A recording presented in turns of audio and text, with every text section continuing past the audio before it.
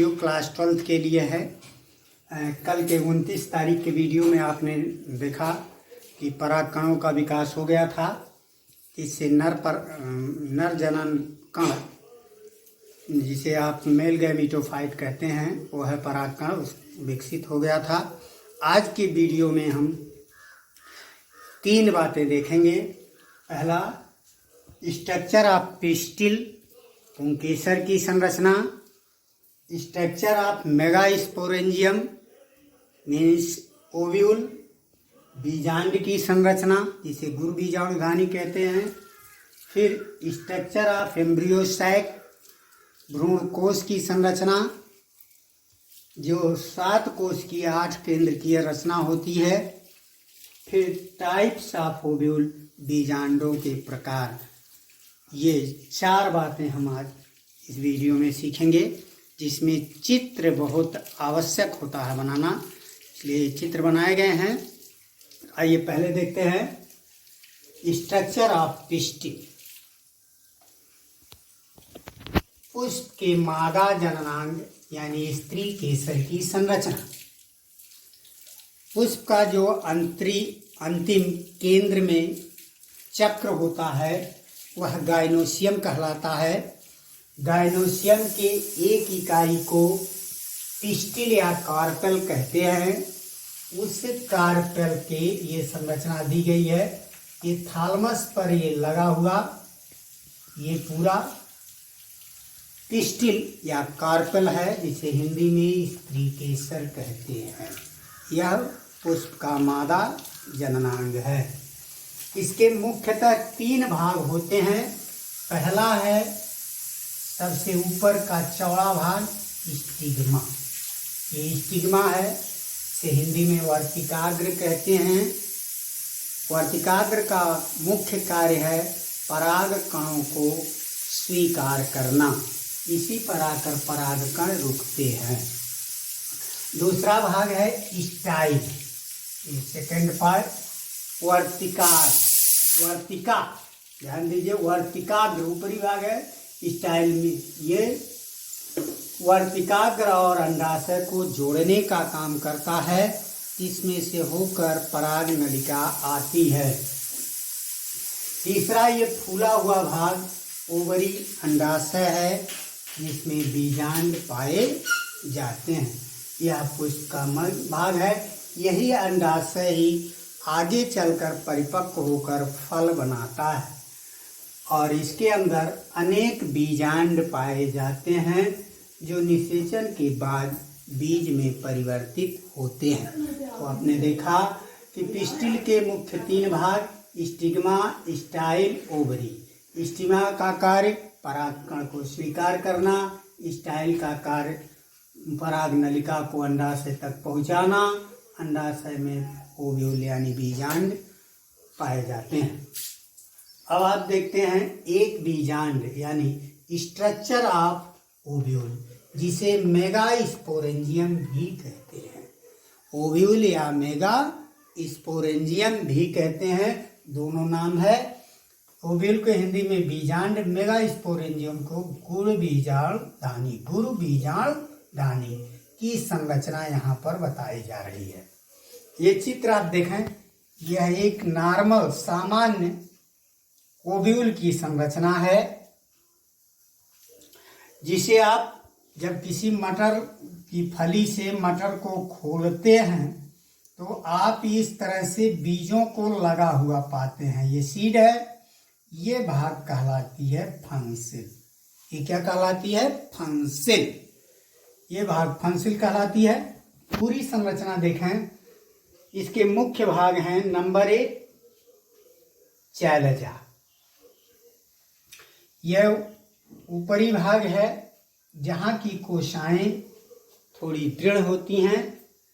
फिर न्यूसेलस, बीजांडकाय, इसके सभी कोशाएं, ये छोटी छोटी कोशाएं दिखाई गई हैं, अनाकृत आकार में पतली कोशिकायुक्त वाली होती है। बनाते समय कैसा भी हल्की हल्की लाइन से आप ड्रा कर दें। न्यूसेलस बीजांडकाय, यह पेरेन्काइमा सेल्स होते हैं, पतली भित्ति वाले होते हैं। फिर इसके चारों ओर जो बाहर का ये एक आवरण आपको दिखाई दे रहा है, इसे आउटर इंटेगुमेंट, बाह्य अध्यावरण कहते हैं। यही पकने पर बीज कवच बनाता है। इसके भीतर एक आवरण ये और दिखाई दे रहा है, ये इनर इंटेगुमेंट है, अंतः अध्यावरण। यही अध्यावरण बीज बनते समय टेगुमेन और टेस्टा बनाते हैं, जिसे बीज कवच बनते हैं। इसका मुख्य भाग एम्ब्रियो सैक भ्रूण कोश है, जो फीमेल गैमीटोफाइट है। यह भ्रूण कोश केंद्र में होता है और इसके सामने दोनों अध्यावरण जहां आकर मिलते हैं वहां एक सूक्ष्म छिद्र बन जाता है। इस छिद्र को माइक्रोपाइल या बीजांड द्वार कहते हैं। तो इसके 3 मुख्य भाग हैं, बीजांड द्वार, एम्ब्रियो सैक, इंटेगुमेंट और चैलजा, 4 मुख्य भाग हैं। यह फंसिल है, इसी के द्वारा यह ओवरी से ये जुड़ा होता है, जहां से ये जाइलम और फ्लोएम भोजन पदार्थ अवशोषित करके इसे देखते हैं। तो ये आप ड्रा कर लेंगे, बहुत ही इंपॉर्टेंट है कि स्ट्रक्चर ऑफ ओव्यूल या मेगा स्पोरेंजियम। अब इधर आते हैं, स्ट्रक्चर ऑफ एम्ब्रियो सैक। जो बीजांड के अंदर मुख्य भाग एम्ब्रियो सैक था, उसको अलग किया गया। यह एम्ब्रियो सैक भ्रूण कोश की जो संरचना है 7 कोशिकाओं और 8 केंद्रक की बनी होती है, जिसे हम कह भी सकते हैं भ्रूण कोश की 7 कोश की 8 केंद्र की यह संरचना। यह भ्रूण कोश में आप देखें, चैलजा की तरफ, निभाग की तरफ 3 अगुणित कोशिकाएं होती हैं, जिन्हें एंटीपोडल सेल्स, प्रतिमुख कोशिकाएं कहते हैं। फिर माइक्रोपाइल की तरफ 3 कोशिकाएं होती हैं, यह भी तीनों अगुणित होती हैं, हैप्लॉइड होती हैं, जिनमें से एक कोशिका बड़ी होती है। यह बड़ी कोशिका यज्ञ सेल होती है। यज्ञ सेल ही वास्तव में फीमेल गैमीट होता है और एम्ब्रियो सैक को फीमेल गैमीटोफाइट कहते हैं। और यज्ञ सेल के दोनों तरफ एक छोटी छोटी कोशिकाएं, यानी एक इधर 2 कोशिकाएं होती हैं, जिन्हें सिनर्जिड्स या सहायक कोशिकाएं या एसेसरी सेल्स भी कहते हैं। मध्य में 2 केंद्रकों युक्त एक कोशिका होती है, जिसे केंद्रकों को पोलर न्यूक्लियाई तथा सेल को सेकेंडरी सेल्स कहते हैं।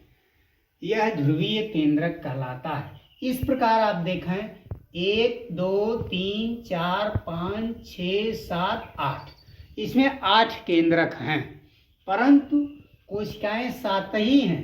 1 2 3 और ये दोनों मिलकर 4 5 6 7। इसीलिए भ्रूण कोश जो है वह 7 कोशिकीय और 8 केंद्रकीय होता है। इसके मुख्य भाग देखें, एंटीपोडल सेल जो चैलजा की तरफ होते हैं, अंडकोशा और सिनर्जिड्स जिसे अंड समुच्चय कहते हैं, वह माइक्रोपाइल की तरफ होते हैं। बीच में 2 केंद्रकों युक्त एक कोशा, जिसे हम सेकेंडरी कोशा, और इसके केंद्रक को पोलर न्यूक्लियाई कहते हैं। अब देखें टाइप्स ऑफ ओव्यूल। 3 मुख्य भाग ओव्यूल के, बीजांड वृंत, निभाग तथा भ्रूण कोश को देखते हुए उसके आपसी संबंधों के आधार पर यह निम्न 6 प्रकार का मुख्य रूप से पाया जाता है। अलग अलग पौधों में 6 प्रकार का पाया जाता है। इन प्रकारों में ये देखना है कि बीजांड वृंत, निभाग और भ्रूण कोश का आपसी संबंध क्या है। उसमें है पहला आर्थ्रोट्रोपस, अंग्रेजी में ही नाम है, हिंदी में नहीं है। आर्थ्रोट्रोपस पॉलीगोनम नामक पौधे में पाया जाता है। उदाहरण है, इसमें देखें फंसिल यानी बीजांड वृंत, एम्ब्रियो सैक और चैलजा माइक्रोपाइल, तीनों एक सीध में है। बीजांड वृंत, निभाग, भ्रूणकोश और बीजांड द्वार सब एक उदग्र लाइन में है। ऐसे भ्रूणकोश को आर्थोट्रोपस कहते हैं। दूसरा एनाट्रोपस, यह जो आपने देखा बड़े वाले चित्र में, वो एनाट्रोपस प्रकार का भ्रूण बीजांड है, जो अधिकतर पौधों में इसे चना, मटर, अरहर, उड़द, मूंग, आम आदि में पाया जाता है। ये देखिए, इसमें फंसिल जो है माइक्रोपाइल के पैरेलल हो जाता है। फंसिल, ये माइक्रोपाइल है, ये फंसिल है, दोनों आपस में पैरेलल हो जाता है। माइक्रोपाइल, भ्रूणपोष, शैलजा एक सीध में होते हैं, लेकिन फंसिल उसके पैरेलल हो जाता है, समांतर हो जाता है। तीसरा हेमीट्रोफस रेननकुलस के पौधों में पाए जाते हैं। ये देखिए, फंसिल और ये तीन शैलजा, माइक्रोपाइल, एम्ब्रियोसाइट फंसिल के साथ लंबवत हो जाते हैं। माइक्रोपाइल, ये माइक्रोपाइल, भ्रूणकोश, शैलजा समांतर होते हैं तथा फंसिल उसके लंबवत होता है। देखिए, लंबवत हो, इस प्रकार से टी आकार बन जाता है। ये हेमीट्रोफस है। तीसरा एम्फीट्रोफस, इसको बहुत याद करें। खट्टे फलों वाले पौधों में संतरा, नींबू, नारंगी आदि में ये पाया जाता है, जिसमें यह एनाट्रोपस का ही रूप है, परंतु इसमें जो एम्ब्रियोसैक है घोड़े के नाल के आकार का होता है। मुख्य पहचान इसमें है कि एम्ब्रियोसैक घोड़े के नाल के आकार का होता है। सर्सिनोट्रोफस नागफनी, यानी सभी कैक्टस मरुस्थलीय पौधों में ज्यादातर पाया जाता है। इसमें देखिए, ये आर्थोट्रोपस का ही रूप है, परंतु इसका जो फंसिल है इसको घूमते हुए फिर नीचे आ जाता है। ये फंसिल है, ये घूमते हुए नीचे आ जाता है। बाकी आप देखें, ये पूरी संरचना माइक्रोपाइल, भ्रूणकोश, शैलजा, आर्थोट्रोपस की भांति होती है। केवल आर्थोट्रोपस का फंसिल उसको चारों ओर से घेर लेता है, इस प्रकार से। और कंपाइलोट्रोपस, यह हेमीट्रोपस का रूप है, परंतु माइक्रोपाइल और फंसिल समांतर हो जाते हैं तथा माइक्रोपाइल की तरफ झुका हुआ एम्ब्रियोसैक पाया जाता है। यह रेयर पौधों में ही पाया जाता है। दो बातें याद रखें, घोड़े के नाल के आकार का भ्रूणकोश संतरा, नींबू, नारंगी में पाया जाता है, जिसे एम्फीट्रोफस प्रकार है। अधिकतर पौधों में एनाट्रोपस टाइप का पाया जाता है, लगभग 80-90% में, जो आपने नॉर्मल संरचना में पढ़ा है।